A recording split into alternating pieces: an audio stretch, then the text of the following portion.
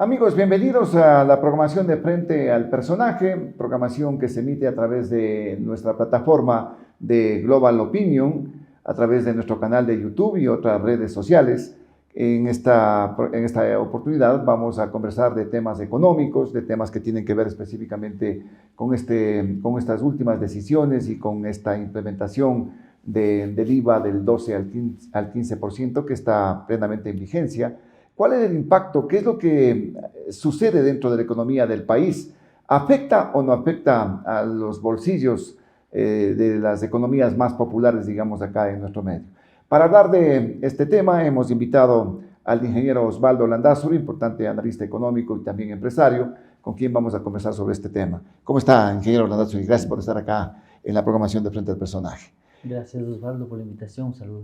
Cuéntenos un poquito, desde la perspectiva económica, ¿cómo está impactando este tema de este incremento de estos 3 puntos en el IVA? Yo creo que es importante poner en perspectiva la situación del país y, primero la respuesta quizás unisílaba a su pregunta es, efectivamente, sí afecta y es un asunto que para mí resulta delicado en términos de consumo sobre todo, es decir, cómo la política pública afecta o alienta el consumo. En este caso, lo que usted está decidiendo hacer como política pública, política económica, es sacar plata de los bolsillos de las personas para financiar el Estado. Entonces, eso tendría su lógica en la medida en la que usted plantea un ajuste que dure un tiempo, que usted diga, perfecto, tenemos una crisis, tenemos el caso del 2016, del terremoto, etcétera, y entonces usted dice, necesito recursos y por lo tanto la sociedad hace un esfuerzo. La pregunta que yo he hecho es... ¿Cómo pasó con el terremoto del 16, digamos, en este caso? Exacto, y usted recordará que no pasó nada en temas económicos, en temas específicos. Hasta ahora sigue la reconstrucción con temas de corrupción. Entonces, al final yo creo que se demuestra lo que yo he venido diciendo, Osvaldo, es decir, el problema económico del Ecuador se lo está viendo solo como que fuera un problema de ingresos del Estado. Es decir, faltan ingresos, pero no se le ve como un problema de gasto del Estado.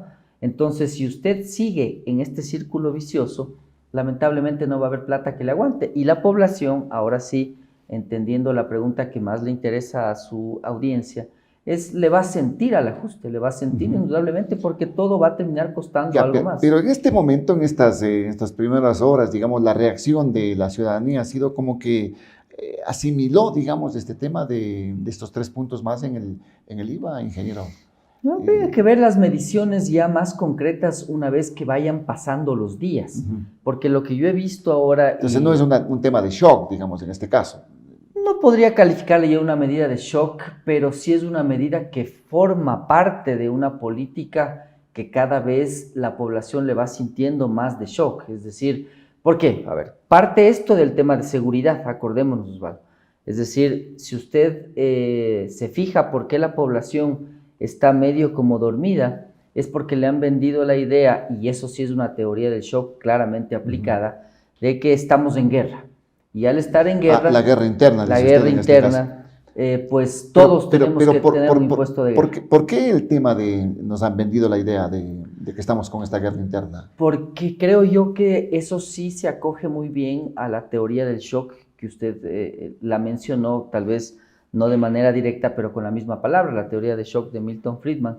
Lo que decía es que el momento en que usted le pone en shock a la población acepta las medidas que en otras circunstancias serían imposibles de aceptar. Que han sido resistidas en el tiempo. Que han sido resistidas en el tiempo. Este tema de la gasolina, por ejemplo, de los combustibles. Es otro ejemplo. Dijera yo que el ejemplo, perdón la redundancia, más claro que tiene América Latina es Chile en el 73.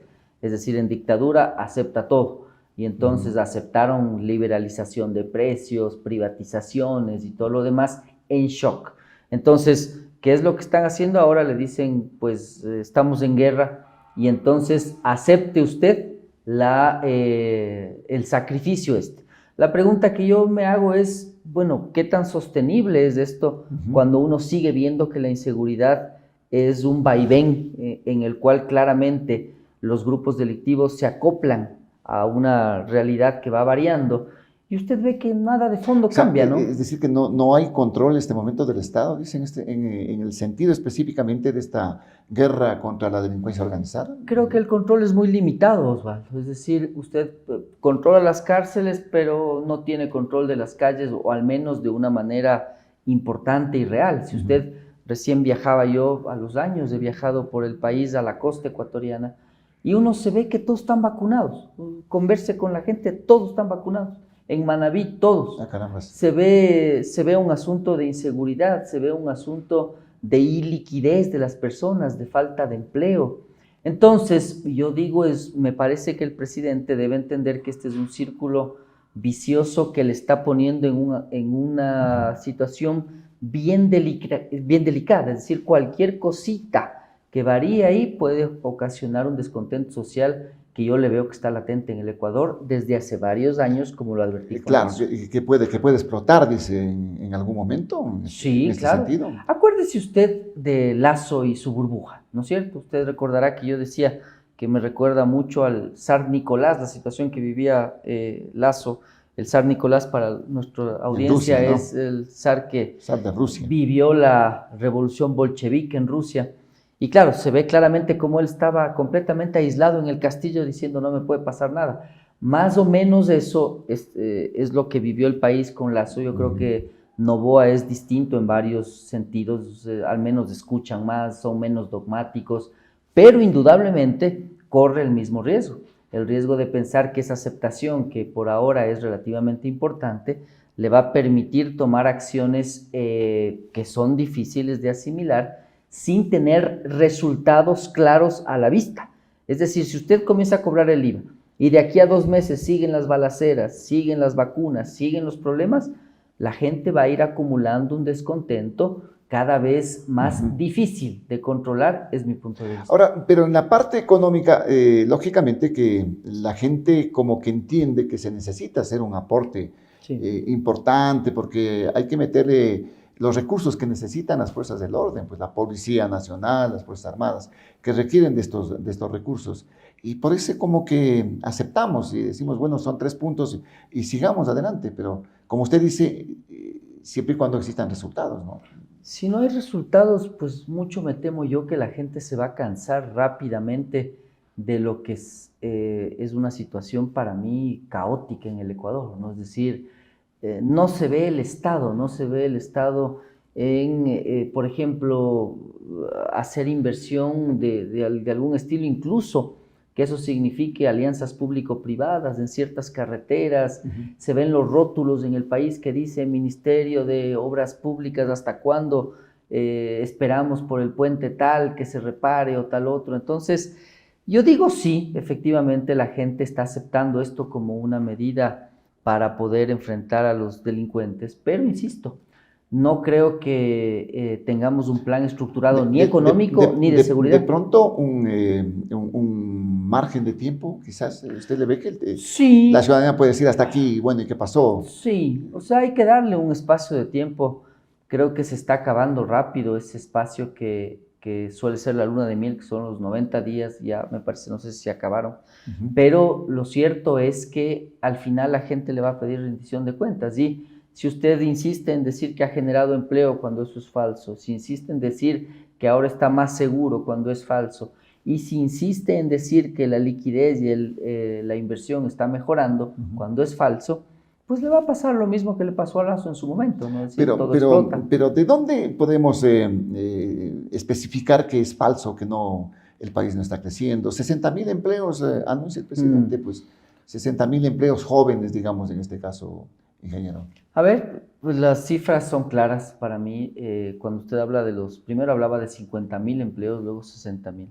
Se ve claramente que está tomando un lado de la información, ¿no? Es decir, los empleos que se crearon, pero hay empleos que se destruyeron y se destruyen más de los que se crean en ese mismo periodo de tiempo, cuando usted compara enero con enero del año pasado. Pero es más dramático cuando usted le compara a enero de este año con enero antes de la pandemia, el último enero antes de la pandemia, que fue el 2019. Pues ahí se da cuenta que está como 178.000 empleos abajo de lo que estaba antes de la pandemia. Esa es la realidad. Es la realidad del país y eso es lo que estamos viviendo. El reflejo puede ser la gente que sigue yéndose, ¿no?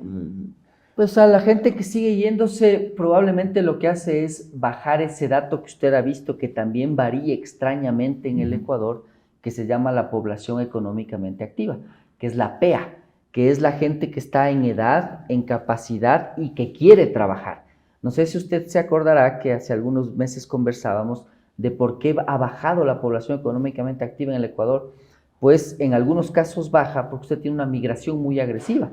En otros casos usted le llama al joven y le dice, le está haciendo la encuesta y le dice, está buscando empleo, y el joven le dice, no, ya me cansé, empecé a hacer un emprendimiento de mermeladas con mi familia. Y entonces ahí usted se da cuenta que todo eso contribuye al empleo informal y en este caso que usted comenta, la población económicamente activa, que son los migrantes, que creo yo que entre paréntesis han sostenido gran parte de la economía. Exactamente, ¿no? Son los que envían las remesas, pues, ¿no? 5.000 millones, me parece que fueron en el 2023, imagínense esa cifra, 5.000 millones. Realmente un sacrificio enorme. Por eso mi punto, Osvaldo, es el IVA, el sacrificio que hace la población debe ir acompañado desde el lado público de algún tipo de señal, primero que dé resultados de que algo se está sacando con esto, y segundo, de que también hay algún tipo de esfuerzo por el lado fiscal, de lo contrario, ¿qué esfuerzos, no hay plata ¿qué esfuerzos tienen ¿no? que darse por el lado fiscal, ingeniero? Creo que empezaría por lo básico. A ver, ¿cómo le ve usted subir el IVA para que un prefecto se compre un carro blindado de $170,000 en alguna provincia del Ecuador? ¿Qué pasó? No, pues eso ya son temas que no inimaginables en este momento. Ya está pasando. Está pasando. ¿Sí? Se compraron carros blindados, no recuerdo, y mejor no recordar la provincia exacta, pero el prefecto se compró un carro blindado de alta gama de $170,000. Pero de pronto es por temas de seguridad, quizás para incluso así, en este caso. Blíndele a un carro de $30,000 si usted quiere, ¿no? Pero no hace falta comprarse un carro de lujo y además blindarlo y gastarse $170,000. ¿O qué le parece traer a Ricky Martin para las fiestas de no, pues, una... Eso es impensable en estos momentos. Eso es lo que está pasando en el país. Entonces, los GATS, primero, para hablar de los esfuerzos, los GATS, el gobierno central, deben rendir cuentas a la población, deben decirle, muy bien, la plata que había para las fiestas de $500,000 va a ser para alcantarillado, para esto, para esto otro. ¿Cuánto gasto en sueldos? ¿Cuánto gasto en proyectos de inversión? Entonces, esa rendición de cuentas debería ser el primer esfuerzo que hace el sector público por pero eso no le corresponde directamente al gobierno, pues usted está hablando ya de los gobiernos descentralizados, de los municipios. Es correcto lo que usted comenta, yo me refiero al sector público general. Pero si usted va al gobierno central, pues el primer esfuerzo, por ejemplo, sería intervenga Petroecuador, pues, y díganos que la nómina que está pagando es una nómina eficiente. Intervenga CENEL, intervenga CELEC. Usted vio, por ejemplo, la noticia que salió en unas plataformas digitales hace unos días, en la que una persona, si no me equivoco era en CENEL, en diciembre había ganado $60,000. ¿Cómo? Sueldos, más beneficios por contratos colectivos, más antigüedad, más vacaciones, más $60,000. Entonces yo digo, ¿IVA para pagar esos sueldos?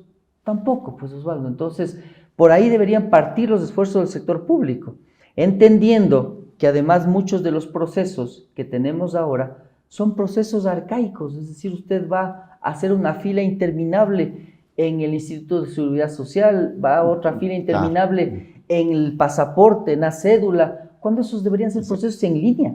Entonces, todo eso debería ser el esfuerzo público. Un Estado no inoperante, digamos. Ineficiente también. Inoperante. Entonces, que no se confunda. Ineficiencia o eficiencia no significa despedir médicos, despedir profesores, no es eso. Es rendir cuentas respecto a que cada dólar que utilizo está bien utilizado. Claro, porque de pronto se deja entrever achique del tamaño del Estado, entonces le dicen ahí hay que sacar de servidores públicos, el sector privado es el que va a absorber toda esa mano de obra, y etcétera, etcétera. Entonces estamos medio descoordinados en ese sentido. Eso es falso, Osvaldo, porque en realidad yo no creo que estos extremos de Lazo y el Ecuador Libre o los analistas afines a esa visión que pasan diciendo que el Estado no por poco y no exista, no, eso es falso. Debe estar un Estado fuerte en salud, en educación, en seguridad social. pero tampoco un Estado que esté, por ejemplo, en canales de televisión. Tampoco creo que es necesario estar en telecomunicaciones, mucho más ahora cuando usted tiene celulares, mucho más que los teléfonos fijos. Hay que tomar decisiones. Entonces, partiendo de este principio, que usted necesita un Estado fuerte, el siguiente paso es hacer que sea un Estado, además de fuerte, eficiente, que rinda cuentas. Hay caminos para aquello. Por ejemplo, en educación, usted puede tener asociaciones con el sector privado para no tener que contratar necesariamente más profesores y hacer que algunos niños con inversión privada puedan ir a ciertas dependencias que son privadas. Ha pasado en Asia, ha pasado en la India y ha dado buenos resultados. Hay caminos, a eso me refiero. Y vamos mejorando, digamos, la calidad inclusive en el tema de educación. Y no le aumenta el gasto corriente. Es decir, usted no contrata más profesores, tiene bien sus instalaciones y además incorpora a otros actores que pudieran ayudar. Es solo un ejemplo para entender que no significa despedir gente, no significa hacer que el Estado desaparezca, hablar de que sea eficiente. Es decir, ¿qué es eficiencia? Para entender un poco el concepto. Eficiencia es lograr el mejor resultado con la menor cantidad de recursos posible. Esa es la eficiencia. Entonces, lo que estamos pidiéndole al Estado es que nos dé cuentas respecto al que el esfuerzo que hacemos todos para pagar impuestos. Acuérdese una cosa, Osvaldo, perdón, un paréntesis. Este mes estamos pagando la contribución del 3% sobre las utilidades del 2022, el sector privado. Entonces uno dice, ok, perfecto, vamos a pagar la contribución. Otra vez la misma pregunta, ¿para qué? ¿Para pagar los sueldos del fin de mes de la burocracia? ¿O a dónde va esa plata también? Pues no. Entonces, porque inversión pública realmente no ha habido. No hay nada. En este momento de inversión. Yo personalmente, y usted sabe que yo no soy un político, gracias a Dios, y no busco votos, he hablado del tema de los subsidios y cómo canjearlos por inversión. He hablado del tema de que no me parece que es racional, por ejemplo, venir desde la provincia del Manabí hasta la provincia de Pichincha, desde Cojimíes o zonas rurales hasta Quito y no pagar un centavo de peaje. Y por otro lado, usted ve que la carretera está destruida. Entonces, no tiene lógica aquello. Pues, o sea, yo prefiero pagar 50 centavos de peaje y decir muy bien, esto significa que concesiono un tramo de la vía y pues de esa manera que tengo gente trabajando, mejor el servicio. Hay equilibrios, Osvaldo, eso no es privatizarle al país y sin embargo mejora servicios y mejora el empleo. Ahora, ¿va a tener más plata el gobierno en este caso? El tema del IVA le va a dar, ¿cuánto? 1.200 millones. Este año se estima que 700 millones, porque está empezando tarde, pero acuérdese que hay las contribuciones famosas también, que yo le estoy diciendo, las estamos pagando hoy en abril. Bancos, empresas privadas, estamos todos arrimando el hombro. Serán unos 1.000 millones de dólares que reciba este año adicionales. Y que otra vez... 150 millones más por el tema del IVA de los combustibles, por ejemplo. También, que 154. Que no estaban presupuestados en ese sentido, ¿no? Correcto. Entonces, ahí usted tendrá 1.100 millones de dólares. Y ahora otra vez, uno se pregunta, ¿para qué? Fíjese los atrasos que tiene el gobierno. 1.500 millones para 1.500 millones. Entonces, yo no sé... Perdón, si además esos atrasos se acumulan a atrasos anteriores. Precisamente, ¿no? Entonces, con estos recursos no solamente serán para seguridad, pues. No. Hay que ponerle que el gobierno tiene que ponerse al día con proveedores, el tema de salarios también. Para eso va a servir, creo que yo fundamentalmente va a ser eso. Por eso cuando usted ve el presupuesto general del Estado, Osvaldo, es interesante ver, claro, no estaba el IVA porque la ley no les permitía, pero usted veía que el aumento en el presupuesto de seguridad es muy marginal, aumentan 200 millones, me parece, en un presupuesto de 3.000 o algo por el estilo, es poquito. Entonces ahora, si usted recibe 1.000 millones en lo que resta de este año, pues lo lógico de pensar y que le aseguro que va a terminar pasando es que usted va con eso a pagar sueldos y salarios, pagar lo que más pueda de atrasos, algo irá a seguridad, tal vez comprar algo de vehículos, pero me parece que muy limitado. Y ojalá, la otra duda que tenemos muchos es la deuda. Ojalá y no vaya para pagar deuda externa. ¿Por qué? Digo yo ojalá, no porque está mal pagar la deuda, hay que pagarla. Pero el punto es que si usted saca recursos de la economía para mandarlos a deuda externa y no ingresan nuevos recursos, ahí se da un descalce de liquidez. Entonces, ¿qué deberían hacer con la deuda externa? Deberían refinanciarla. Ojalá y eso pase, porque si no, ahí sí la liquidez se le va a sentir cada vez más apretada, incluso más de lo que ya se Bueno, siente pero hoy. aquí como que estamos tapando un hueco, abriendo otro hueco, pues en este Sí, sentido. claro, Y lo correcto. que estamos buscando es financiamiento internacional, el tema del Fondo Monetario directamente. ¿Le estamos Claro. haciendo bien los deberes al Fondo Monetario, ingeniero Landazuri, Yo creo en que, a este ver, para momento? el fondo va a ser un deber muy bien hecho el subir el IVA. Para mí tiene interrogantes, pero digamos que es una parte, incluso yo he mencionado, yo sabía que al fondo se le estaba ya consultando muchas cosas desde hace varios meses. Es decir, la oficina del Fondo Monetario en Ecuador ya tenía muchísimo que ver en las decisiones y en las propuestas de las leyes que Noboa mandó Claro. al gobierno. Ya, pero en este momento estamos haciendo bien los deberes, como le estamos indicando. Eso le abre las puertas, ya están negociando, oficialmente están negociando, pues, ¿no? Ya con Sí. ya el presidente ya lo dijo. Un nuevo préstamo.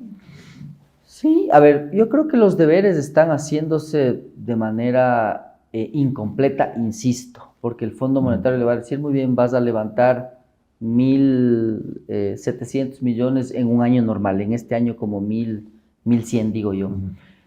Pero usted tiene subsidios por 4.000 millones de dólares, tiene sueldos y salarios que son el 8% del Producto Interno Bruto, cuando en otros países es la mitad. En Brasil es 3,7, para que tenga usted una idea, la burocracia frente al Producto Interno Bruto. Entonces, hay muchísimo por hacer y ni siquiera se me ocurre pensar en que el fondo le diga, bueno, ya hablemos de la seguridad social, que es otro asunto bien Así es. delicado, porque usted le tiene que dar el 40% cada año, y ese 40% cada año puede seguir incrementándose de Como manera está muy pasando en este importante como momento, está la pasando. deuda es abultada en este caso, ¿no? Por el Entonces, no pago del 40%. ¿qué digo yo del fondo? Osvaldo le va a decir, bueno, dame primero un plan económico que yo veo que no hay. Al Así, menos no. pero el ministro ya tiene que tener la orientación, pues hacia dónde vamos en este caso. El ministro me Eh, parece que tiene mucha limitación en su visión económica, ¿no? Es decir, él ve el día a día, los sueldos y salarios, y eso es lo que le preocupa a él, ¿no? Entonces, de ahí a tener un plan económico que incluya aristas de reperfilamiento de deuda, que incluya temas de seguridad social, de sostenibilidad, etcétera, yo no le veo que está pensando de en aquello, pronto ¿no? este momento es apagar incendios, ingeniero. Sí, claro. Eso es. Porque estamos en un año eminentemente electoral, pues y aquí hay que apagar los incendios, hay que pagar los sueldos a la burocracia, hay que cumplir con los proveedores, y hay que cumplir con los GATS que están Con reclamando. todo. Sí, es eso, usted lo resume muy bien, apagar incendios. La pregunta que creo que debemos hacernos es ¿hasta cuándo estamos apagando incendios?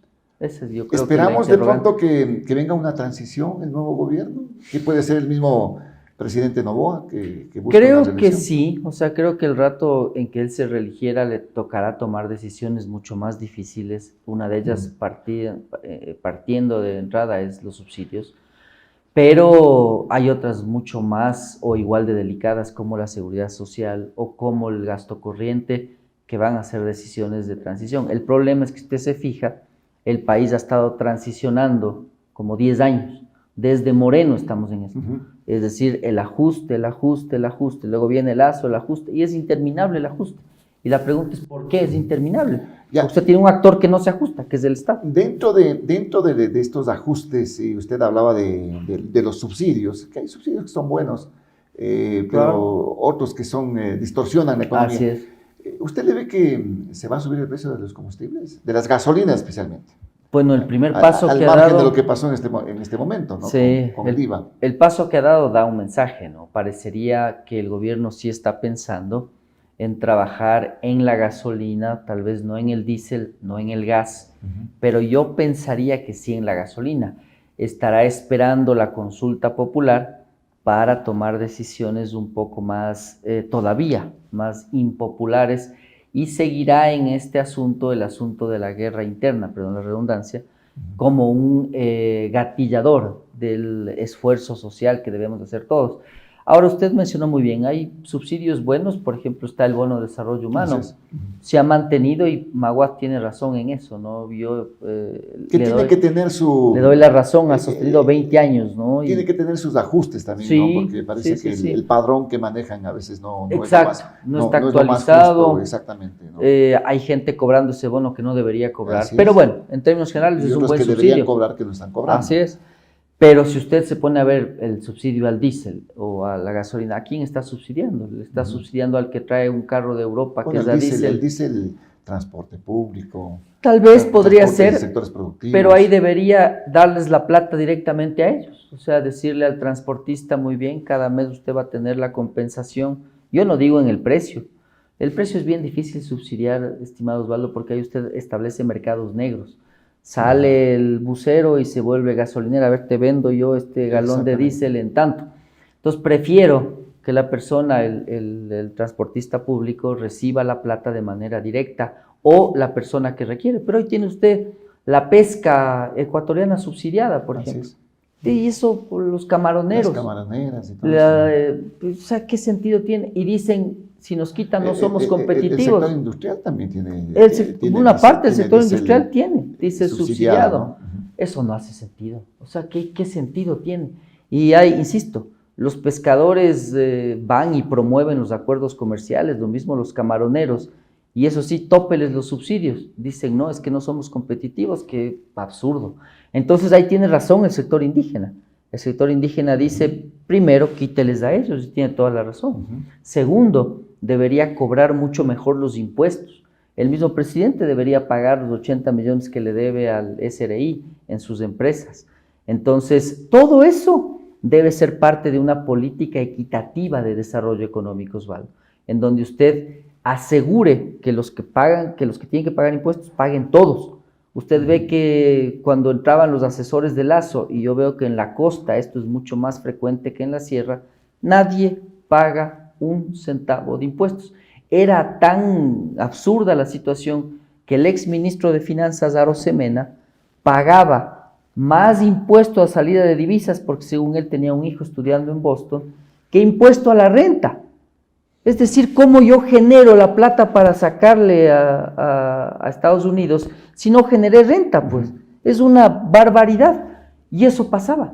Lo mismo con todos los asesores, Aparicio Caicedo, los Briones, etc., toditos. Entonces ahí se da cuenta que nadie paga impuestos. Entonces, subirle... Bueno, no, nadie, pues no. O sea, exagerando, pero una gran cantidad de gente, sobre todo en la costa, porque no hay paga gente que impuestos. sí está comprometida, y usted lo ha dicho, por ejemplo, la economía en las sierras paga impuestos. Claro. Pero sí, hay muchos que no pagan. En la costa sí se ha visto, ¿no?, la situación. O se esperan a que venga la remisión, pues. O se esperan a que venga la remisión. Pero tener un presidente que esté debiendo 80 millones de dólares o sus empresas al fisco, y al mismo tiempo pidiendo un esfuerzo, claro que a mí me resulta bien difícil de entender cómo no le piden cuentas. Pero en realidad creo yo que los medios de comunicación, los periodistas, malinterpretan esto de la profesión de información, es decir, se alinean con un gobierno y como están alineados esperando que no venga el cuco o el malo, pues le perdonan todo. Exactamente. Y en esa línea usted lo que hace es provocar un incendio tal y como pasó con el expresidente Lazo, ¿no? ¿Habrá una economía de pronto recesiva hasta finales de año de pronto? Sí, sin duda. Para mí sin duda. ¿Y ese paupérrimo crecimiento del 0.8%? Es casi recesión. Recesión es cuando usted decrece, en teoría económica es cuando usted decrece durante 3 meses. Ahí usted entra en recesión. Entonces, siendo estrictos, no estaríamos en recesión porque no está decreciendo. Pero siendo lo más didácticos, se le va a sentir un año recesivo en el sentido de que usted no crece, no siente que aumenta las fuentes de empleo, no hay inversión, no hay generación de liquidez, y eso es lo que la gente le está sintiendo en el día a día. Entonces, por más que no esté decreciendo 3 meses seguidos, un crecimiento del 0.8 es realmente nada, y por lo tanto lo que usted tiene es más población, más jóvenes que salen a buscar empleo, que no encuentran empleo, y al final termina siendo una situación que indudablemente las personas le van a caracterizar como recesiva, ¿no? Es Desde decir, luego. Y además apretada. habrá menos plata en los bolsillos de los ecuatorianos. Sea lo que sea, aunque sean 3 Es puntos, indudable. le va a quitar liquidez, Le digamos. quita plata porque usted tiene que pagar más impuestos, o sea, eso es indudable. Y en teoría económica, bueno, se discute aquello, pero si usted le da la plata a un mal asignador de recursos, a un asignador de recursos que está robándose la plata, que está malgastando, que es el Estado, claro, es la peor combinación. Y ese creo yo que es el problema que hemos vivido los ecuatorianos tantos años. Por eso es que el ajuste no se acaba. Por eso es que usted no encuentra ya un punto en decir, ya, perfecto, está equilibrada la economía ecuatoriana y ahora sí, de aquí en adelante a invertir. No hay ese ajuste. No hay ese. No hay eso. Y es preocupante, la deuda externa sube 83 millones de dólares, 83 mil millones de dólares. Realmente no sé, a veces se va a tornar en una deuda impagable quizás. Sí, claro. Ya, y ojo, ahí le dicen cómo los economistas más ortodoxos dicen, no, porque Japón tiene una deuda mayor que el Producto Interno Bruto y Estados Unidos también. Entonces ahí son dos temas, la capacidad de pago, o sea, usted puede pagar, endeúdese. Y segundo, el destino de la deuda. Si usted le destina la deuda para subsidiar combustibles, no es una buena idea. Es decir, y eso es lo que está pasando ahora. Usted más o menos tiene una situación en que los subsidios es una cifra parecida al déficit. Significa entonces que usted indirectamente está contratando deuda para subsidiar combustibles. Entonces el Fondo Monetario le va a decir, oye, cuando arregles esto, entonces regresa y ahí hablemos. Ahí conversamos. Ingeniero, ha sido un gusto tenerlo por acá. A las órdenes, Osvaldo, mucha suerte. El ingeniero Osvaldo Landazuri, un importante analista económico, empresario, con nosotros haciendo esta evaluación de la situación económica del país, el impacto que tiene en este caso pues este incremento del IVA del 12 al 15%. Vamos a hacer un pequeño paréntesis y volveremos para hablar de temas de seguridad.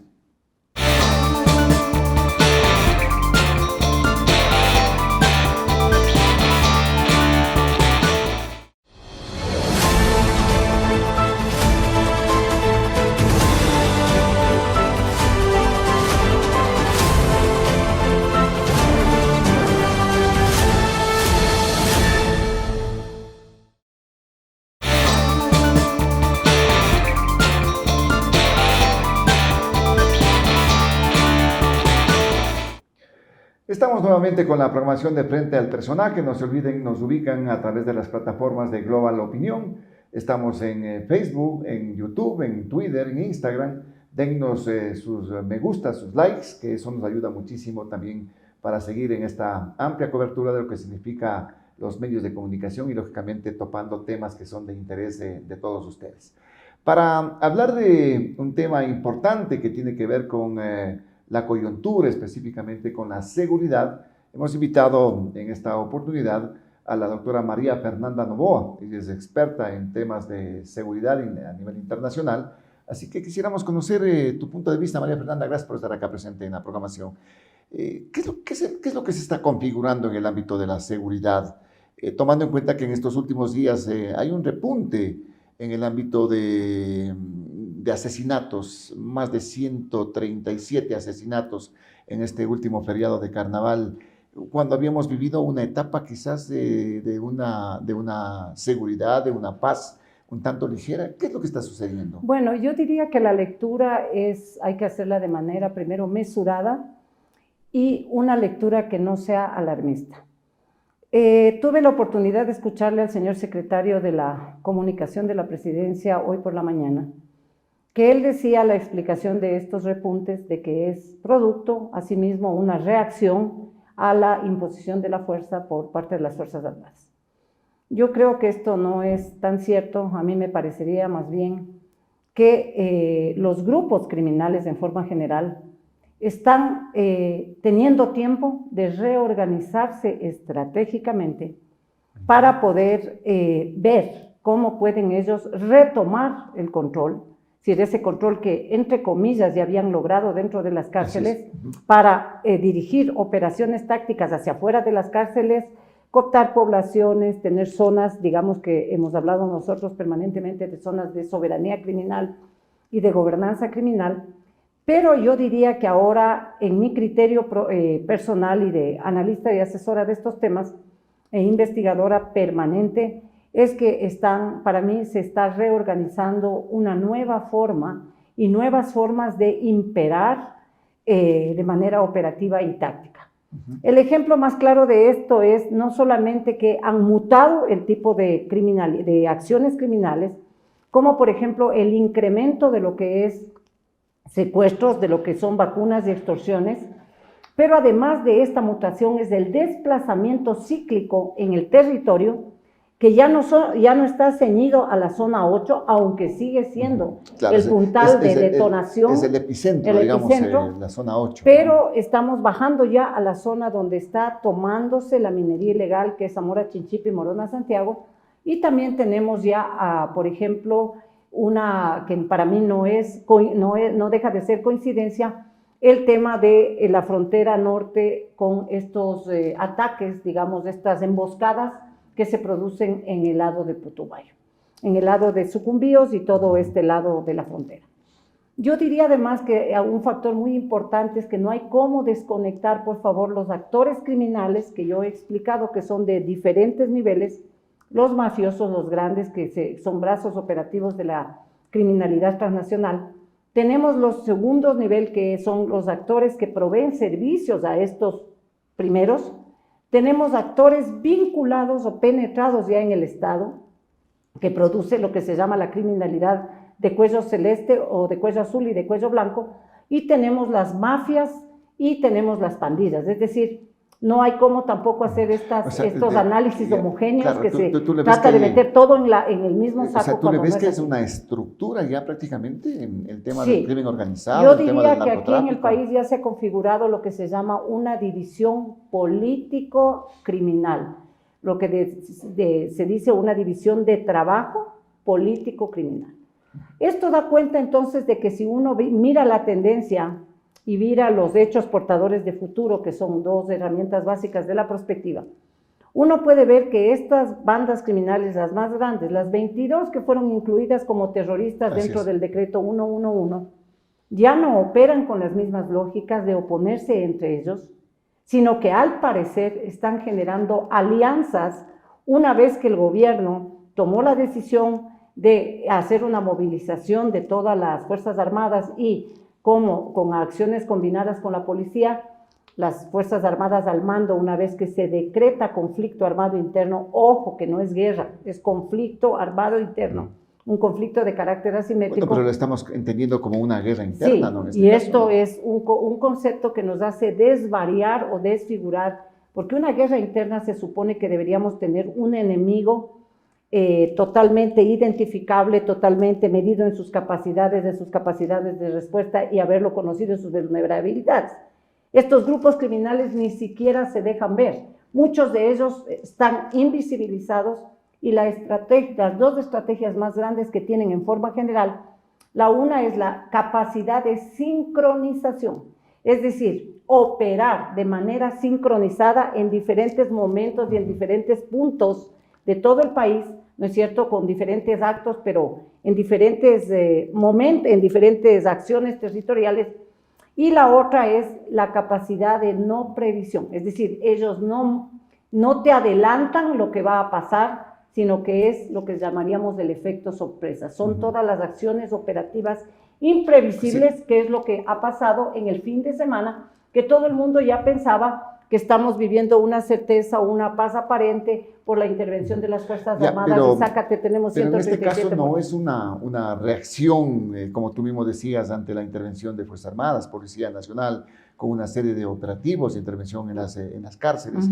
No es una reacción, pero también iba un poco más allá, el tema que de pronto busca una desestabilización en el país, María Fernanda. Sí, yo diría que en esto, algunas de las exposiciones que he escuchado estos últimos días, efectivamente, porque la criminalidad organizada, al estar configurando ya un estado crimilegal, es decir, que aparece ser en ciertas zonas como que sigue siendo un estado de derecho, pero en realidad ya no es tal estado de derecho, porque ciertas zonas están copadas por estos grupos.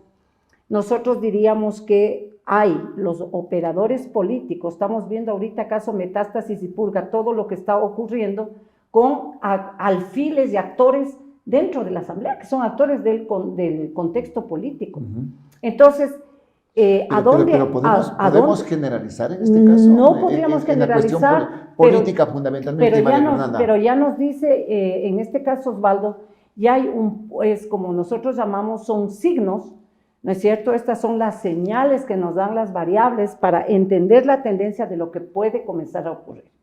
Hemos tenido ya varias bajas o muertos a nivel político, unos vinculados con estos grupos, otros, por ejemplo, el caso de Villavicencio, diferente, ¿no es cierto? Pero ya vemos que también el espectro político está siendo golpeado. Esto a mí ya me da, si yo hago un balance, digamos, como operan los carteles de estos transnacionales mexicanos, en México específicamente, en Colombia, en el Brasil, etcétera, etcétera, nosotros nos damos cuenta que más o menos la lógica y las narrativas son similares. Y la respuesta estatal, el mismo guión de siempre, militarizar la seguridad ciudadana, y eso no es la respuesta. Ya existe, digamos, antecedentes que podemos tomarlos en cuenta, México, Colombia. Por supuesto, y lo más grave de esto, y a veces en mis entrevistas suelo sonar un poco apocalíptica porque simplemente digo las cosas desde la expertise y desde la investigación, que me permite a mí asegurar varias cosas que yo te he venido diciendo, Osvaldo, desde hace algún tiempo, de cómo se están moviendo las fases. Ahorita la fase es sector público. El objetivo es del sector público, se está viendo ya, ¿no? Y lo que podría preverse, obviamente para tener estas previsiones y esta anticipación estratégica continua, deberíamos tener un sistema de inteligencia que funcione en este país, que no funciona. Es decir, para mí ha sido una retórica desde el año 2009 la generación de esta Secretaría de Inteligencia, ¿no es cierto? Porque no tenemos anticipación estratégica ni alertas tempranas, pero por la tendencia sí podríamos pensar de que podría darse ya una visión más amplia de los ataques, ya no solamente a puntos específicos, sino como ahora ya se tiene conocido el pie de fuerza militar, el pie de fuerza policial, el tipo de acciones que ellos hacen, la criminalidad tiene mejor inteligencia que la nuestra. Tú estás diciendo que hay una reagrupación de la delincuencia organizada, que ya no funcionan las bandas por sí solas, sino que se están reagrupando y que tienen estrategia y también inteligencia. Por supuesto. ¿Estamos hablando de esto? Por supuesto, y yo te diría algo más allá que eso. Cuando nosotros hablamos de que la criminalidad organizada, como se la entiende aquí, como la delincuencia organizada que está definida por la Convención de Delincuencia Organizada de Naciones Unidas, que nosotros somos signatarios y que de todas maneras tenemos esa visión, ¿no? Podríamos decir que lo que ha pasado en otros países es lo que se llama un sistema de heterarquías en cuanto a el manejo de las bandas, de estos grupos criminales. Los grupos mafiosos grandes hacen estrategias ad hoc, lo que yo he dicho, se forman ecosistemas criminales aprovechándose de que hay zonas de pobreza, zonas vulnerables, tienen medición de vulnerabilidades, de las zonas donde la población es mucho más fácilmente cooptable, y en función de eso se van estudiando cómo ir atacando a las poblaciones. Es decir, de un lado, ahorita importa muy poco, digamos, este tema de las víctimas colaterales. Cada vez vemos que las víctimas colaterales son mayores. Es decir, ir a una cancha de voleibol y que estar jugando vóley y a abrir ráfaga, te das cuenta que no importa quién sea o quiénes sean, ni siquiera se pregunta y se lo hace. Entonces, las víctimas colaterales ya parece que no es de blanco a blanco. Yo te sigo a ti porque tú te estás metiendo en mi mercado criminal, o yo te sigo a ti porque tú me estás ganando la posibilidad de yo ampliar mi territorio aquí, sino que ahora es un tema de tratar de desestabilizar la propia institucionalidad del Estado. Es decir, ya tenemos penetración en la justicia, tenemos penetración en ciertos GATS, ¿no? Se refería a algún periodista con el que tuve alguna entrevista en días pasados, que más de 30 GATS se sabe que ya operan con plata de estos grupos, y entonces uno va pensando que el nivel de cooptación ya no es un nivel solo global, transnacional, sino que ese nivel transnacional y global que se genera en América, también hay respuesta en América Latina, también a nivel global o subnacional también está operando. Claro. Entonces, esto a uno sí le ponen alerta desde hasta qué punto el Estado como tal, como ente rector, está generando la resiliencia adecuada y además está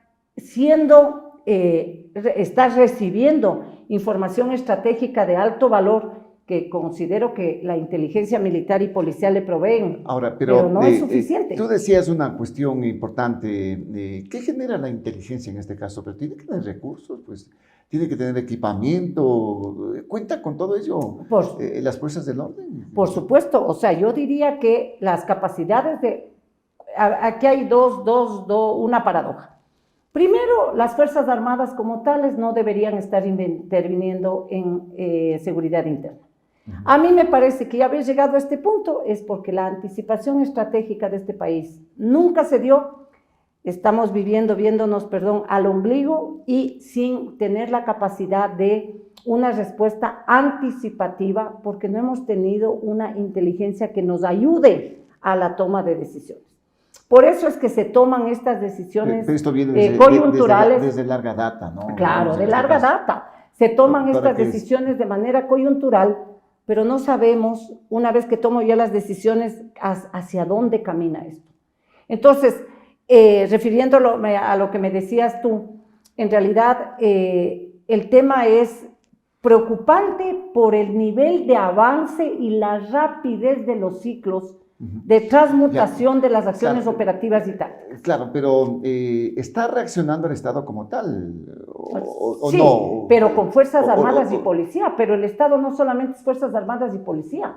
El Estado es atacar las causas estructurales de la pobreza, de la desigualdad, del desempleo, y con la crisis económica y todo lo que está viviendo este país, lamentablemente, por diferentes circunstancias. Esto debería hacerse de manera simultánea. Deberían estar otros operadores también del Estado, que no son solamente militares y policías, ojo.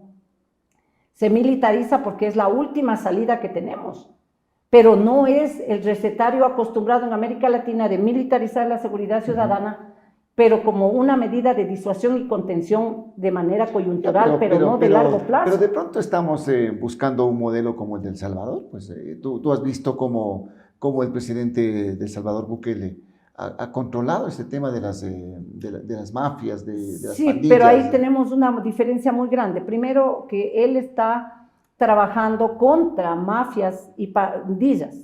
Mafias y pandillas no operan de igual manera, ni tienen la misma estructura organizativa, ni tienen la misma presión, ni capacidad de presión política y manejo de vulnerabilidades de los estados como tienen estas grandes corporaciones del crimen, que podríamos decir, de criminalidad organizada, mexicanas, colombianas, ¿no es cierto?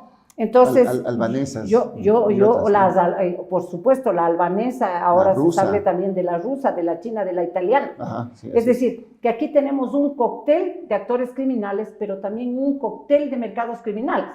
Entonces, todo el mundo habla del narcotráfico ya casi como mantra, ¿no? El narcotráfico, no. Ahora, a través del GTOC del 2023, se conoce que el mercado más fuerte que tenemos ahora de criminalidad, además del blanqueo de capitales, del lavado de dinero, de la trata de personas, es el mercado de extorsión, el mercado de secuestros, el mercado de sicariato. Claro, trata de blancas también. Trata de blancas, por supuesto. Trata de personas, en este caso. O sea, se ha diversificado en este sentido, no solamente es la droga. No, se ha multiplicado, y esto es lo preocupante porque se trata de ver la violencia como una violencia homogénea, donde además hay un silenciamiento de las violencias de género, es decir, un silenciamiento y una marginalización. No sé cuál de los expertos en seguridad se ha comedido. Yo ya me estoy comidiendo, estoy haciendo un estudio del nivel de los índices de violencia a nivel de género que hay en la provincia de La Suay y en Azogues, ¿no? Es decir, tenemos ahí índices altísimos que están relacionados no con la violencia intrafamiliar nomás, están relacionados con el desmantelamiento de familias completas, donde se coopta a las mujeres, a las jóvenes, para redes de prostitución, para redes de ciberprostitución, etcétera, y nadie se está preocupando por estos vectores de género, porque no entran dentro de una agenda un poco más patriarcal del manejo de la seguridad, ¿no? Ahora, tú decías una visión un tanto apocalíptica de este tema, como que están avanzando y nosotros estamos conteniendo simplemente. ¿Qué debemos hacer? ¿O qué debe hacer en este caso la autoridad? A ver, yo diría el gobierno? que efectivamente no hay peor ciego que el que no quiere ver. Y a veces se dice que cuando uno dice las cosas cómo están funcionando, uno es agorera del desastre. No, el tener mirada prospectiva implica más bien tener la posibilidad de saber cuáles son los potenciales escenarios que se pueden generar a través de este proceso. Yo ya me estoy adelantando. Cuando el Estado quede, digamos, de estos 10 días, 12 días, me supongo que el Ministerio del Interior, que parece que está a cargo de toda la defensa, de todo, también son cosas de funciones que no entiendo. Esta generación de esta Secretaría de Crisis, a mí me parece que es generar más burocracia cuando hay el COSEPE, pero digo, se están adelantando a la vulnerabilidad que se abre de que los militares dejen las cárceles, que se termine el estado de excepción y vayamos a la consulta. Esos 10 días pueden ser unos días muy lindos, como pueden ser también días que marquen una nueva forma de operatividad de los actores criminales. ¿Pueden haber cosas que no sean normales? ¿A eso estamos refiriéndonos? Bueno, estamos ya viendo cosas que no son normales. Es decir, que abras fuego tú, sin importarte las víctimas colaterales. Ya lo de los sicariatos ya más o menos estamos acostumbrados, pero hay otras cosas, como por ejemplo el tema de la potencial agresión potencial que podría darse a las infraestructuras críticas del Estado, por ejemplo, ¿no?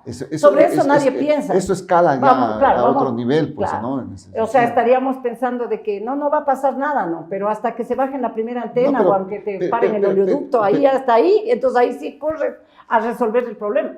Cuando esto debe estar siendo anticipado ya, porque la criminalidad lo que busca que es coludir al Estado en todos sus niveles, corrupción e impunidad. Y entonces el grupo criminal, los diferentes grupos criminales están digamos, cada vez penetrando las lógicas de gubernamentalidad del Estado, ¿no? Y a alguien le oía también decir que esto no es igual que en Venezuela y no es igual que en Bolivia. Por supuesto que no es igual que en Venezuela y Bolivia. Pues ahí las Fuerzas Armadas, la policía, ya se deben a un proyecto político, están ideologizadas totalmente. Pero eso no hace diferencia en que estamos caminando de una criminalización del Estado y muy fuerte en ciertos sectores y potencialmente luego se van para mi criterio, pueden llegar, si no hay una contención adecuada, con una estrategia adecuada, con una mirada de largo plazo, de que se puede llegar también al tema de tomar los temas políticos, pues, es decir, ya pelearse la propia existencia misma del Estado, ¿no? El tema de esa estrategia, de lo que se tiene que hacer, ¿está dentro del Plan Fénix? ¿Cómo verás bueno, tú el primero tema del Plan Fénix? Me parece que el nombre Fénix es muy apropiado porque el Fénix vuela, y yo hasta ahora no le veo aterrizar a ningún Plan Fénix. A mí me parece, y en esto coincidimos varios de los analistas en materia de seguridad y de temas militares, de defensa, de maniobra de conducción de la seguridad ciudadana, que el Plan Fénix como tal fue una cosa que se dice que existe, pero en realidad yo creo que particularmente, mi criterio como analista es que no hay tal Plan Fénix. Es decir, se fueron haciendo acciones operativas, se fue diciendo esto es parte de, esto es parte de, esto es parte de, pero siendo el Plan Fénix, que debería ser parte de una política pública integral de la seguridad, debía haber sido presentada, como dice el mismo plan de gobierno del señor presidente Noboa, con participación activa de la comunidad, con ejes rectores, ¿no es cierto?, con fases de rendición de cuentas, etcétera. ¿Cuáles son las metas? ¿Cuáles son los objetivos? Cuando hablamos de plan, estamos hablando de un diagnóstico. Entonces, todas estas cosas realmente no existen como tal, ¿no es cierto? El señor presidente Lasso había presentado ya a final, ya también se atrasó, ¿no?, a final de su mandato, la estrategia esta para combatir la seguridad, que yo tuve la posibilidad de revisar, un instrumento muy bien logrado, más allá de que no es perfecto, tiene algunos errores metodológicos y analíticos, pero es un instrumento que tiene un diagnóstico con cifras muy bien logrado. Ya. Lo que, por ejemplo... Eso pudo haber servido como base. Pudo haber servido, y yo Plan dije, Fénix. ¿por qué? Porque lo que pasa es que aquí tenemos la idea de que todo lo de atrás no sirve para nada, entonces borrón y cuenta nueva. Esto implica que no tenemos todavía la conciencia de lo que es la gestión del conocimiento estratégico Es decir, aquello que ya sirvió y de aquello de lo que yo me puedo agarrar para saber qué pasa ahora. Por eso yo he reclamado y he elevado una suerte de llamar la atención de que el presidente Noboa en su discurso dijo que iba a poner a todas las entidades de seguridad a que se transparente. ¿Qué hizo la Secretaría de Seguridad? ¿Qué hizo el CIES? ¿Qué hizo el SNAI? ¿Dónde están los resultados? Entonces, ¿cómo vuelvo a planificar estrategia si no tengo la historia de los resultados anteriores? Bueno, al menos Secretaría de Seguridad ya no la tienes, pues, ¿no? Claro, ya desapareció. Desapareció esa. No dieron resultado. No dio resultado. El SNAI ha dado resultados, pero lo que vemos que los resultados ahorita más claros es que se decomisan armas, fusiles de asalto, granadas, todo un arsenal bélico que ya no utilizaría solamente un grupito así irregular pequeño.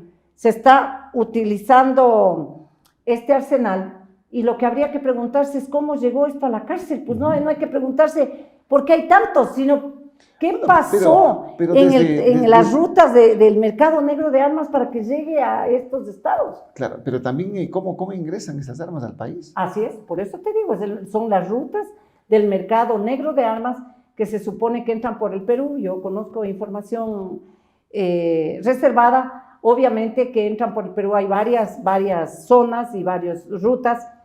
¿Y quién custodia esto? Es decir, hablando del mercado de armas, pero también tenemos otras cosas. Tenemos aquí, por ejemplo, las amenazas emergentes y reemergentes de las que habla ya la Convención esta de delincuencia organizada, que tenemos el tráfico de madera, por ejemplo, tenemos ahí el tema de las especies silvestres, de la fauna. Ahora toda esta discusión por el tema de medioambiental, de los delitos medioambientales, etcétera. Entonces nos centramos aquí y todo este espectro de los otros 10 mercados criminales queda al olvido. Abandonados. Hasta que explote por algún lado algún lío y entonces ahí a correr al lado de acá a ver qué hacemos. Y entonces yo creo que, como te digo, Osvaldo, las acciones operativas de las Fuerzas Armadas, en mi criterio, son encomiables y hay algunas bajas. Igual la policía, pero lamentablemente no es suficiente, es decir, la acción del Estado tiene que ser interagencial. ¿Cuánto va a ayudar el hecho de la consulta popular en este caso para sustentar en este sentido el accionar de Fuerzas Armadas, de la Policía Nacional? Normalmente lo que se está diciendo es mantener en permanencia, es decir, lograr ciertas estabilidades, ¿no es cierto?, para que no tengas que tener el tema de que se ha hecho ya una ecuación. Estado de excepción, otra vez sales, otra vez lo mismo, otra vez regresas a foja cero, sino mantener permanentemente ciertas, digamos, las operaciones militares en las cárceles, en estas otros, digamos, zonas de mercados criminales. Lo que hay que preguntarse es, ¿el Estado tiene todas las capacidades y las Fuerzas Armadas tienen las capacidades logísticas, estratégicas, de dinero, de financiamiento para sostener esto en el largo plazo, cuando estamos pasando una crisis como la que estamos pasando y se va a resolver solo con el 15% del IVA? Eso te iba a decir, pero se incrementó el IVA, pues. Claro, pero ¿a quién va el IVA? ¿A quién perjudica más el IVA? O sea, pues estamos focalizando que ciertas poblaciones estamos pagando más el IVA de lo que deberían pagar los que más tienen. Es decir, hay temas de inequidad, dices tú, en este caso. Claro. O sea, entonces, pero más allá de esto, yo sí me preocupo porque esto va a implicar un desvirtuamiento, de hecho, y es desvirtuar las misiones constitucionales de las Fuerzas Armadas. Se está desvirtuando las misiones constitucionales, se está desvirtuando también. Por ejemplo, el SNAI se supone que era gente ya preparada, que ya era gente que que había sido entrenada, especializada para manejar las cárceles. Y, oh sorpresa, tenemos ahí un tema de corrupción que permea toda la SNAI. Absolutamente, claro. Y esto está demostrado, no lo digo yo, están demostrando la existencia de comunicaciones, de discotecas, de todo lo que inimaginablemente se puede pensar que se estaba. Ahora tenemos hasta muñecas de la mafia propias, o sea, ya con esto, y tenemos muñecas de farándula propias, o sea, ya no tenemos que exportar. Pero en ese aspecto, como que no vamos a encontrar la solución. Sí, para mí es muy complicado. No te digo que es imposible, Osvaldo, porque sería decir, pucha, el país ya tirémonos todos y ya nos muramos. No. Pero hay que tener una visión muy clara desde la conducción político-estratégica de la seguridad. ¿A qué me refiero? Que en los cargos, tanto donde está el señor ministro de Defensa, la señora ministra del Interior, de Gobierno, ¿no? Y encargada del interior. Encargada, porque todavía sigue encargada, y ya estamos ya casi un año de gobierno y sigue encargada, no sé hasta cuándo le van a dar el nombramiento titular. Pero no solamente son ellos, es toda una red interagencial que debería estar operando aquí. También me pregunto, ¿qué hacen los señores de los derechos humanos? O sea, en estos momentos deberían ellos estar, tienen un laboratorio viviente para poder hacer prácticas de sensibilización, de construcción, de tratar de buscar otras salidas. Entonces, cuando se les necesita, toda la bola se le bota al Estado. Pero ya ves la experiencia que tuvimos con esa comisión de pacificación. Por eso te digo, entonces, pero el rato de protestar... No es lo mejor la mejor referencia que tengamos en ese Claro, sentido. ¿me entiendes? Pero en otros países se logró, en Colombia mismo tenemos ahorita que ya está tambaleando nuevamente el tema de estas negociaciones con las FARC, que está tambaleando nuevamente por toda la operación que se ha esgrimido a través de las FARC en el área de Nariño. Y entonces estamos viendo que por más proceso de pacificación, con 14 intentos de pacificar, no se ha logrado. Y en el país ya debe comenzarse a trabajar también desde otras miradas. Solo es violencia contra violencia.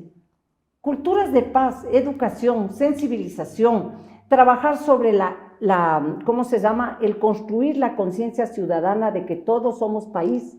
No solamente es el Estado, el presidente y las Fuerzas Armadas que tienen que solucionar todo. Esa es una visión, por eso decía yo, ortodoxa de la seguridad, y ya se tiene que hablar de una visión mucho más amplia, mucho más integral, mucho más sostenible, ¿no es cierto? Podríamos llamar lo que llaman muchos autores un smart power para dirigir el tema de la seguridad.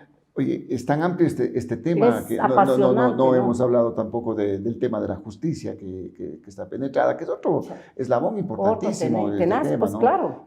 Mira, el propio sistema financiero en donde se lava mucho dinero. Esa es una estructura realmente muy poderosa la que estamos evidenciando acá en el país. Y que, como tú dices, amerita en este sentido de que exista una voluntad política definitivamente para frenar. Así es. Yo creo que el señor presidente sí ha tenido esa voluntad política. No obstante, me parece que la propia crisis y el propio línea de tiempo de la que tiene coyunturalmente el presidente para responder a esto, ¿no es cierto?, en su mandato, que no es un mandato regular, sino de 2 años. No es lo mismo lo que puedes hacer en 2 años que lo que podrías hacer menos de 2 años. Claro. Entonces ahora otra vez entramos al tema político, otra vez a las reelecciones, y otra vez no sabemos si borrón y cuenta nueva, cero. Claro. Entonces, el país y la angustia de la ciudadanía. La incertidumbre en la parte política, el financiamiento de las campañas electorales y la penetración que existe también en ese sentido. O sea, hay que poner ojo en todo lado. Claro, es decir, por eso te digo que no se puede fragmentar la mirada, porque mientras está la penetración del Estado es multiescalar. Es decir, hay una penetración global hacia la región, hay otra penetración de la región hacia los estados y otra penetración de los estados a los niveles subnacionales. Pero penetraciones que son simultáneas y en cada estado funcionan con sus propias particularidades. Es decir, cómo opera el cartel de Sinaloa con el brazo armado Choneros aquí no es igual cómo opera el cartel de Sinaloa con su brazo armado específico en Colombia. Porque depende mucho también del contexto, depende de las poblaciones, depende de un montón de cosas, de las condiciones de vulnerabilidad de los espacios, etc. María Fernanda, seguiremos conversando de estos temas. Claro que sí, Osvaldo, a la orden. Muchísimas gracias por la presencia. Solo querría dar un mensaje, ¿no? Es decir, que lo que menos podemos perder en este momento es el aliento. Es decir, la perspectiva nos da la posibilidad de pensar que sí podemos construir un futuro mejor, pero eso va a depender también con la recuperación, sobre todo moral, Osvaldo, moral y ética, de los valores que se han perdido sin ese sedimento moral, ¿no es cierto? Cada uno jala para su agenda, jala para sus intereses, y el país más o menos allá. Y eso es lo que hay que recuperar primerito. Eso, se necesitan liderazgos de carácter transformacional, se necesitan equipos técnicos de alto valor, es decir, equipos técnicos que conozcan de la materia de seguridad. Aquí no cabe en ningún momento crítico como este la improvisación. Gracias a la doctora María Fernanda Novoa, experta en temas de seguridad a nivel internacional, que ha estado con nosotros aquí en la programación de Frente al Personaje. Síganos, estamos en las plataformas de Global Opinión, la programación de Frente al Personaje. Ayúdenos con sus likes, ubíquenos también en TikTok, en Instagram, en Facebook. Nos pueden encontrar en las plataformas de Global Opinión. Volveremos el día de mañana con nuevos temas. Por ahora, muchísimas gracias por la sintonía. Felicidades.